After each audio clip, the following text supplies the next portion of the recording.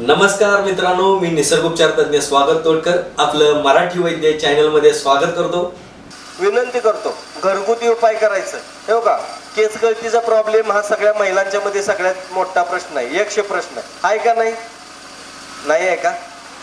हा, केस गळतीचा प्रॉब्लेम मी साधं हिला सांगतो तुम्हाला। खोबरेल तेल साधं घ्यायचं, त्याच्यात आवळा किसून टाकायचं, त्याच्यात कडुलिंबाची पानं टाकायची आणि हे कडक उकळवायचं। थोडा वेळ झाकून ठेवायचं, भले 1 दिवस 2 दिवस ठेवा, ते झाकून तेल ठेवायचं। नंतर हे काढायचं, वस्त्रगाळ करायचं, म्हणजे त्याचा चोथा आहे ना तो सुद्धा असं दाबून पिळून घ्यायचं, वस्त्रगाळ करून घ्यायचं। ते तेल आठवड्यातनं फक्त 2च वेळा लावायचं, बघा लगेच केस गळती थांबून जाते। करून बघा, ह्या गोष्टी साध्या साध्या गोष्टी आहेत।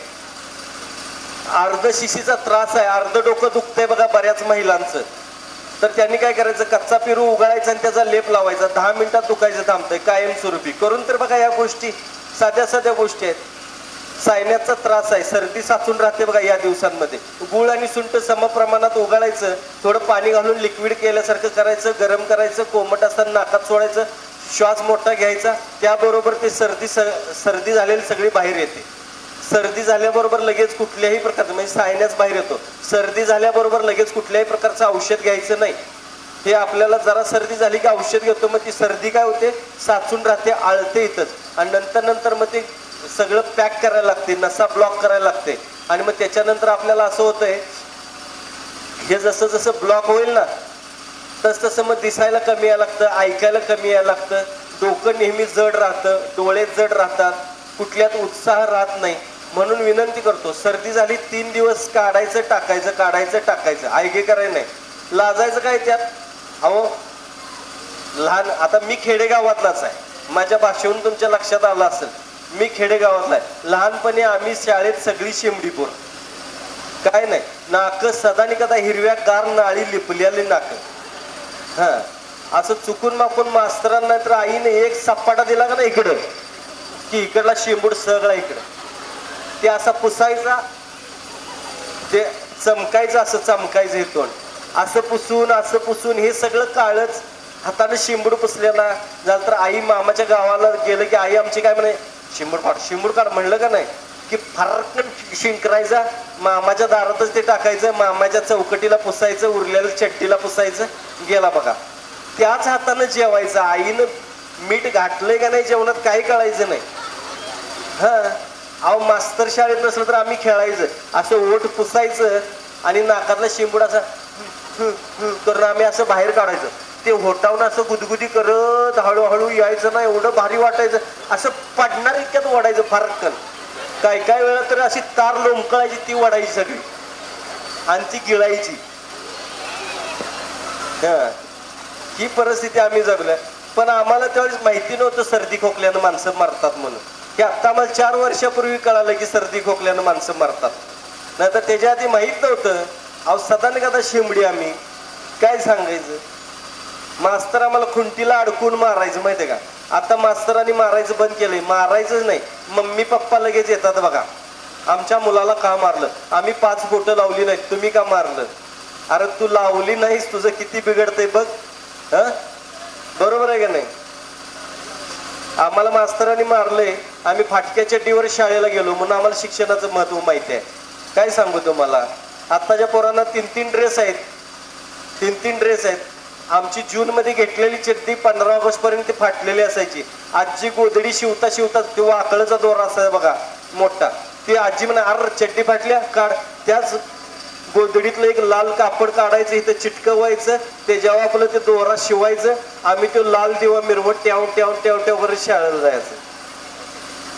ही आमची शाळा, शनिवारी आमची शाळा सारवायला काढायची। आताही पोरं सारवित्यात काय, मुली सगळ्या सारवायला, मुलांनी शेण आणून द्यायचं, पाणी आणून द्यायचं, ठरलेलं असायचं, बरोबर आहे काय? आणि शनिवारी ते झालं की पळत पळत दप्तर, तंबूची पिशवी असायची, असं घेऊन यायची, तंबूची पिशवी दारातनच टाकायची अशी, आणि आई मी आंघोळीला जातो म्हणायचं, विहिरीला आंघोळीला जायचं। शनिवारी फक्त आठवड्यातनं 1च दिवस आंघोळ, बाकी आंघोळ पण नसायची आम्हाला, 8-8 दिवस आंघोळ नाही। हे दिवस आम्ही काढल्यात, आम्हाला बरं काय झालं नाही।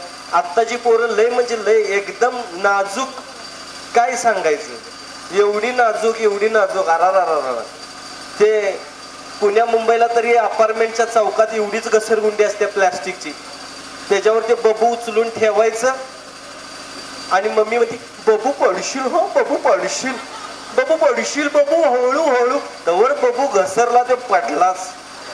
बबूला एवढं लागलं, बबूला लगेच दवाखाना. बबूचा पाय प्लॅस्टर मध्ये, बबू वाकडा. आम्ही आहोत चिंचेच्या झाडावरती, आंब्याच्या झाडावरती चढायचो, वरनं फांदी सकट खाली आपटायचं. घरात आई शिव्या दिल मार. आमची आई वांड होती. आमची आई ती चुली पुढे फुंकणे असायची, फुकायला चूल फुकायला, तर त्यानं ठोकायची हायगे करायने. चुकून पडलो हे जर कळलं, मेलोच आम्ही. दारात इस्तोपर्यंत लंगडायचं, आईला बघितलं की सरळ चालायचं. गेलं बघा दुखणं सगळं. हे आम्ही आयुष्य जगलोय. आता काय सांगायचं, हे जरा बंद करा. मम्मी जशी जन्माला आल्या का नाही तसं सगळं झालंय बरं काही. ही मम्मी देवानं बंद करावी. तुम्ही बंद करू शकता. पाया पडतो, मम्मी होऊ नका, आई व्हा. आई एवढा मोठा भाकरीचा पिठाचा गोळा घ्यायची आणि तिची भाकरी करायची. मम्मी एवढंच घेती, पेड्या एवढा, आणि भाकरी करती. त्यातनं आरपार पप्पा दिसतोय. काय सांगायचं. आणि ही काय माहितीये का, मम्मी काय करती, पोराला पण बबू म्हणती आणि पप्पाला पण त्याच्या बबूच म्हणती लाडानं. किचन मधनं हाक मारली का नाही, बबू केलं की 2 बबू पळत येते, छोटा बबू मोठा बबू. आणि म्हणते मी सांगू का आज कोणती कपडे घातल्यात, भाकरी आडवी लावून म्हणते, असली भाकरी हिची. आमची आई म्हणायची पोर माझं 2 भाकरी खाती, एवढं मोठं गोळ करायची. आणि त्या 2 भाकरी म्हणजे आत्ताच्या मला वाटते 5-7 भाकरी असते. विनंती करतो, आई व्हा, मम्मी होऊ नका. बघा जिजाऊन जर विचार केला असता माझं पोरगं नको बाई लढाई करायला, छत्रपती शिवाजी महाराज जन्माला आले नसते. तुमचं पोरगं वाघ व्हावं असं वाटत असेल, छत्रपती शिवाजी महाराज, छत्रपती शंभूराजे व्हावं असं वाटत असेल, तर तुम्हाला नक्कीच आईची भूमिका कडक करावी लागेल. हे लक्षात घ्या. तर तुमची मुलं चांगली जन्माला येतील, चांगलं काहीतरी आयुष्यात करून देतील. आमच्या आईनं मारलंय आम्हाला, आमच्या बापानं आम्हाला मारलंय, आमच्या मास्तराने आम्हाला मारलंय, म्हणून आज आम्हाला शिक्षणाचं महत्व आहे, आमच्या आई वडिलांची किंमत आहे. हे लक्षात ठेवा. बरोबर आहे का नाही. आई वडिलांची किंमत जर कधी कळते माहिती का, आईनं मारलेलं. ज्यावेळेस तो आई किंवा बाप होईल ना, त्यावेळेस त्याला समजतंय की माझ्या आईनं मला मारलंय म्हणून मला संस्कार आहेत, माझ्या वडिलांनी मला भीती होती वडिलांची म्हणून आज माझ्यात संस्कार आहेत. आत्ताच्या मुलांच्यात संस्कार नाही, बापाच्या समोरच प्यायला चालू केले, बापासमोरच सिगरेट वडायला चालू केले आत्ताच्या मुलांनी. ही बिघडलेली पिढी आहे. आपण टाळ्यावर आणू. अजून आपल्याकडे खेडेगावात तसं नाही, पण शहरात बघितलं तर बाप लेक सोडून द्या, मम्मी आणि पोरग जे दारू प्यायला बसलेली मी बघितले स्वतः काही ठिकाणी. आणि मम्मी आनंदाने सांगते की आम्ही दोघं घेतो. असली मम्मी पेटवावी का नाही सांगा बरं. ते दसऱ्यात रावण पेटवण्यापेक्षा असल्या मम्म्या पेटवाव्यात सगळ्या. हेच राक्षस आहेत खरं सांगायचं तर. अभिमानानं सांगतात. आमच्या पप्पानी मला पहिल्यांदा पाजली, मला म्हणले घ्यायचं असेल तर माझ्या सोबतच घ्यायची. असला पप्पा खरोखर त्या रावणाबरोबर पेटवावा. काय उपयोग आहे. अहो काय सांगायचं तुम्हाला. पडलो तरी सुद्धा आपली आंबे खायला जायचो ना, झाडावरून खाली पडलो तरी भीती असायची आम्हाला. भीती असायची आई वडील आम्हाला रागवतील, मारतील. ही भीती होती म्हणून आम्ही सुधारलोय. लक्षात घ्या. ती भीती पाहिजे. आणि म्हणून तुम्हाला सांगतो की जे काय ते नॅचरल लाईफ जगायचं. मुलांची काळजी करा तुम्ही, पण त्यांचे लाड करू नका. आजारांची पण, तुमच्या शरीराची काळजी करा, पण लाड करू नका. लाड केलं की बघा शरीर बिघडलं. हे लक्षात ठेवायचं. त्याला जेवढं तुम्ही लाडानं काय जिभेचे चोचले पुरवलात, संपलात तुम्ही. जिभेचे चोचले नाही पुरवायचे. शरीराला गरज आहे ते खायचं, काही असू दे. बघा शरीर खूप चांगलं राहतं. खूप चांगल्या प्रकारे आपण आपलं आयुष्य जगू शकतो. छोट्या छोट्या गोष्टी असतात. सुंदर दिसावं सगळ्यांना वाटतंय. वांग येऊ नये, चेहरा सुंदर दिसावा वाटतंय का नाही तुम्हाला. गोरं दिसावं वाटतंय का नाही. काय करता तुम्ही. आता तर ते लयच फॅशन आल्या. तोंड बांधायचं नुसतं, डोळ्याची अशी फटच उघडे. कसं दिसतं ह्या पुरुषनी मला तेच कळत नाही. नुसतं एवढंच. आणि त्याच्यावानी चष्मा लावते, गॉगल लावते असा एवढा मोठा. असं कार्य बाळ म्हणलं तर नाही, तोंड काळं होतंय. अहो हे बघा, हे सूर्यप्रकाश आहे ना, हे तुमच्यासाठी अमृत आहे. अमृत. तुम्हाला काय वाटतंय आम्ही उन्हातनं फिरत नाही का. फिरतो की. किती उन्हातून फिरा, तुम्ही निग्रो माणसा इतकं काळं होऊ शकत नाही. आणि किती तुम्ही लाली लिस्पीट काय पाहिजे ते लावा, किती मेकअप करा, तुम्ही फॉरेनर एवढं गोरं होऊ शकत नाही. बरोबर आहे का नाही? कशाला पाहिजे? आपण गव्हाळवर्णीय लोक आहेत. परमेश्वरानं जो कलर दिलाय हॅपी हॅपी एक्सेप्ट करायचा, मान्य करायचं, हे लक्षात घ्या.